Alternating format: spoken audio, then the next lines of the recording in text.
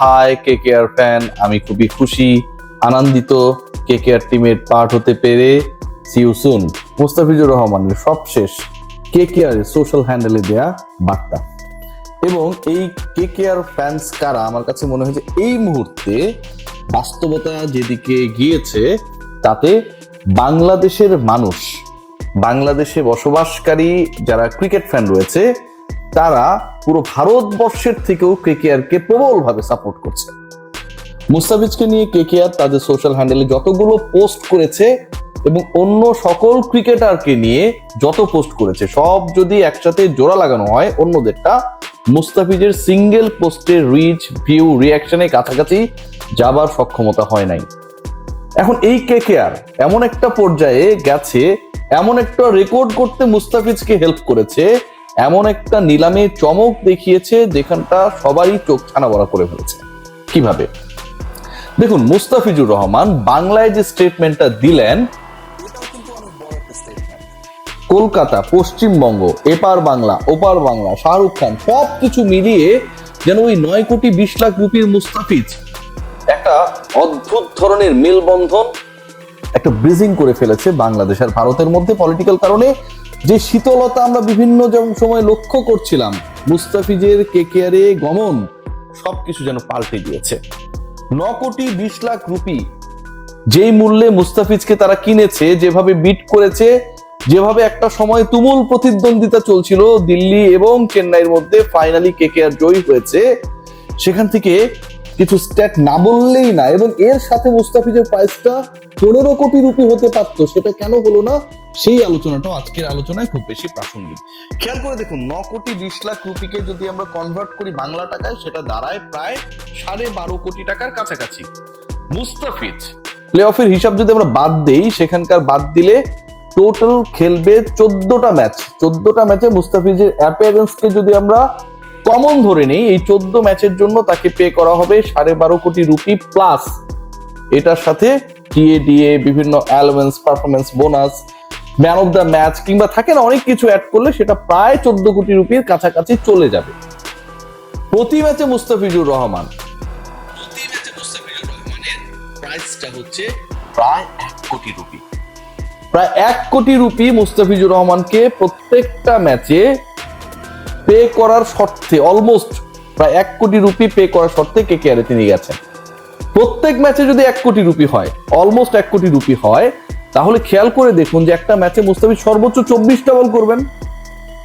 এই 24টা বলের প্রত্যেকটা বলের জন্য মুস্তাফিজুর রহমানকে দেয়া হবে প্রায় 4 লাখ রুপি। একটা ডেলিভারির জন্য মুস্তাফিজের পেমেন্ট হচ্ছে 4 লাখ রুপি।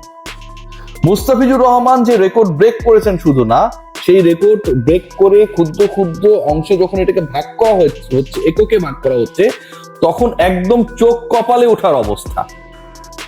কতটা ইফেক্টিভ তিনি সোশ্যাল মিডিয়ায়, কতটা ইফেক্টিভ তিনি পারফরম্যান্সে, সেটা কেকেআর আজকে বুঝে গেছে। পুরো বছরে 20 ম্যাচ খেলে 26 উইকেট ন্যাশনাল টিমের হয়ে, আইএল টি20তে অসাধারণ খেলছেন। লাস্ট যে আইপিএলটা হয়েছে সেখানটায় 3 ম্যাচে 4 উইকেট নিয়েছেন, এক ম্যাচেই 3 উইকেট নিয়েছেন, একটা ম্যাচে উইকেট পাননি, সবচেয়ে ইকোনমিক্যাল ছিলেন। তার আগের আইপিএল এ 9 ম্যাচে 14 উইকেট নিয়েছিলেন। And Mustafizur Rahman probably the best and the consistent performer in the bowling unit of Bangladesh. আজকে মুস্তাফিজের এই প্রাইসটা আরো হাই হতে পারত। মুস্তাফিজ 15 কোটি রুপির কাছাকাছি যেতে পারতেন। পাথিরানাকে যেই প্রাইজে নেওয়া হয়েছিল, মুস্তাফিজ সেই প্রাইজের কাছাকাছি যেতে পারতেন। আমি জানি যে আপনারা এই আলোচনাটা যদি শোনেন তাহলে বুঝতে পারবেন। খেয়াল করে দেখুন, দুটা কারণে আসলে এই ঘটনাটা ঘটেনি, এবং প্রথম যে কারণটা, সেটার জন্য বাংলাদেশ ক্রিকেট বোর্ড ডিরেক্টলি দায়ী, একদম ডিরেক্টলি দায়ী। খেয়াল করে দেখুন যে রিয়াসাত আজিম সবসময় নেগেটিভ আলোচনা করে, কিন্তু এখানে নেগেটিভিটির জায়গাটা কোথায়? 7 জন ক্রিকেটার, যার মধ্যে 2 জন ক্রিকেটারকে নিলামে তোলা হয়েছে, বাকি 5 জনকে তোলাই হয় নাই। বাংলাদেশ ক্রিকেট এই 7 জন ক্রিকেটারের মধ্যে 6 জন ক্রিকেটারের বেলায় বলে দিল যে তাদেরকে ফুল আইপিএল খেলার জন্য এনওসি দেওয়া হবে না, বাংলাদেশের হয়ে তাদেরকে ব্যাক করতে হবে তাদের কমিটমেন্টের কারণে, এবং 6টা ম্যাচ খেলতে হবে নিউজিল্যান্ডের বিপক্ষে, যেন বাংলাদেশের যেই 6 জন ক্রিকেটারকে এনওসি ফুল সিজনের জন্য না দেওয়ার ডিসিশন নিল ক্রিকেট অপারেশন রাসুল আবিদিন ফাহিমের, মানে যেই ডিপার্টমেন্টের দায়িত্ব, সেই ডিপার্টমেন্ট, প্রত্যেকেই আসলে আইপিএল এ সোল্ড আউট হয়ে যেতেন। প্রত্যেককেই যদি এনওসি দেওয়া হতো ফুল সিজনের জন্য, প্রত্যেককেই আইপিএল এর 10 দল কারাকারি করে নিয়ে নিত। হয় আইপিএল আমাদের একটা মুস্তাফিজ খেলবে, এটার আনন্দেই তো আমরা পাচ্ছি না।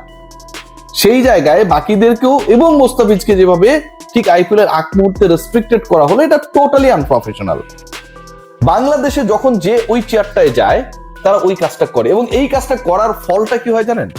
এই যে সেট বি তে চলে গেছেন, সেকেন্ড সেটে চলে গেছেন, প্রথম সেটে যদি তিনি থাকতেন যেখানটা অন্য ক্রিকেটাররা প্রায় 18 কোটি 20 কোটি রুপিতে বিক্রি হয়েছে, যখন প্রথম সেটের ক্রিকেটাররা তুলনামূলকভাবে বেশি দরে শুধু বিক্রি হন নাই, তাদেরকে নেওয়ার ক্ষেত্রে দলগুলো এমন কিছু খেলা খেলেছে, কারণ তাদের ঝুলিতে তখন টাকা ছিল, অর্থ ছিল।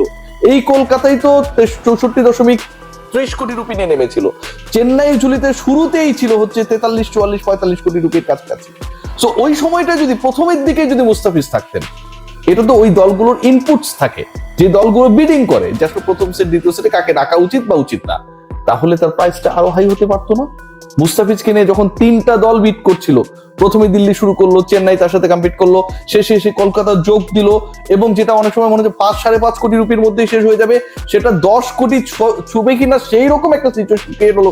সেখানটায় তো আরো অন্য দলও তো আগ্রহী হতে পারতো, কিন্তু তাদের পারচেস ক্যাপাসিটি তখন ছিল না যখন মুস্তাফিজকে নিয়ে বিট করা হলো। বাংলাদেশ ক্রিকেট বোর্ড ওই পারচেস ক্যাপাসিটি থাকা অবস্থায় দলগুলোকে অ্যালাউ করে নাই, আগ্রহী করে তুলে নাই সেট ওয়ানে রাখার ক্ষেত্রে, অথবা মুস্তাফিজের ব্যাপারে সেট ওয়ানে তিনি থাকলে তারা আগ্রহী এরকম একটা মতামত দিতে আইপিএল গভর্নিং কাউন্সিলকে কিংবা বিডিং যারা পরিচালনা করছিলেন, কারণ মুস্তাফিজকে ফুল সিজনের জন্য তারা পাবে না, এটা তারা জেনেছিল। এমন একজন ক্রিকেটারকে আপনি ফুল সিজনের জন্য পাবেন না, কিন্তু সেই ক্রিকেটারকে নিয়ে আপনি শুরুতেই বিট করবেন, এটা ভাই পৃথিবীর যে কেউ, আমি হলেও তো এটা করবো না। ক্রিকেট বোর্ড এখানে সবচেয়ে বড় বাধাটা দিয়েছে, এবং সেটার ফল যেটা হলো মুস্তাফিজের ক্ষেত্রে শেষ মুহূর্তে গিয়ে চেন্নাই যখন হাল ছেড়ে দিল, 9-20 কলকাতা পেয়ে গেল। চেন্নাই যদি 9-20 টপকে 9-40 বলতো, বিশ্বাস করুন কলকাতা 9-60 যেত। কলকাতা কেকেআর তারা এমন একটা মুডে ছিল, যেভাবে হোক they have to purchase Mustafiz. শেষ পর্যন্ত তারা সেটা করেছে, কিন্তু মুস্তাফিজ আসলে যত অর্থে বিক্রি হবার কথা ছিল, যেহেতু অনেকের প্রাইসটা 25 কোটি 18 কোটি 14 কোটি রুপি পর্যন্ত বিদেশি ক্যাটাগরিতে উঠেছে, বিদেশিদের মধ্যে টপ 5 এর মধ্যে মুস্তাফিজ ছিলেন। টোটাল আজকে যে অকশনটা হলো গতকাল, সেই অকশনে টোটাল হাইয়েস্ট পেইড ক্রিকেটারদের মধ্যে টপ 6 এর মধ্যে তিনি ছিলেন। সেই মুস্তাফিজের প্রাইসটা আরো হাই হতে পারত, শেষ পর্যন্ত হয় নাই। আজকে মুস্তাফিজ যে পারফরমেন্স করেছেন through out the year last IPL গুলোতে, এবং সেই আইপিএলও যেই আইপিএলে 9 ম্যাচে 14 উইকেট পেলেন মুস্তাফিজের, গত আইপিএল এর আগের আইপিএলটায় চেন্নাই হয়ে যেটা খেললেন এবং একসময় পার্পল ক্যাপটা তারই ছিল, সেই আইপিএল থেকে মুস্তাফিজকে ফেরানো হয়েছিল। নাজমুল হাসান পাপনের বোর্ড তখন ফিরিয়েছিল, কেন জানেন? কারণ জিম্বাবুয়ের বিপক্ষে বাংলাদেশের খেলা ছিল। বাংলাদেশ ক্রিকেট বোর্ডের জন্য জিম্বাবুয়ে বড় প্রতিপক্ষ, এবং তখনও মুস্তাফিজকে দরকার পড়ে। নিউজিল্যান্ড বড় প্রতিপক্ষ দরকার পড়লো যদি মাইনাও নি, আয়ারল্যান্ড জিম্বাবুয়ের বিপক্ষেও মুস্তাফিজের মতো ক্রিকেটারদের দরকার পড়ে। আইপিএল খেলার থেকেও এগুলো বেশি গুরুত্বপূর্ণ হয়ে যায়। তো এই যে ঘটনাগুলো ঘটেছে, এগুলো বাংলাদেশি ক্রিকেটারদের ব্যাপারে ফরেন যারা ফ্র্যাঞ্চাইজি ওনার রয়েছেন তাদেরকে অনাগ্রহী করার ক্ষেত্রে সবচেয়ে বড় একটা প্রভাব বিস্তার করে। 5 জন ক্রিকেটারকে যে ডাকা হয় নাই, এটাও তার একটা কারণ। Seriously trust me, at least তো কল হতে পারতেন, আনকল থেকে গেলেন, সেটাও আমার কাছে মনে হয় একটা কারণ। বাট আমার কাছে তারপরেও মনে হয় it's going to be unbelievable journey. যিনি বিরিয়ানির প্লেট নিয়ে বসেছেন, এবং আজকে মুস্তাফিজের ওই বিরিয়ানির প্লেট নিয়ে বসা ছবিটা কেকেআর পোস্ট করার পরে একটা ব্যাপারই মনে হতে পারে যে বিরিয়ানিটা শুধুমাত্র মুস্তাফিজ খাচ্ছেন না, বাংলাদেশের 18 কোটি মানুষ, পশ্চিমবঙ্গেরও যারা বিরিয়ানি লাভার তারা সবাই একসাথে খাচ্ছেন, এবং যতজন খুশি খেতে পারেন সেটার প্রাইস হচ্ছে কোটি কোটি মানুষের, প্রায় 20 কোটি 22 কোটি মানুষের বিরিয়ানি খাওয়ার মূল্য হচ্ছে 9 কোটি 20 লাখ রুপি।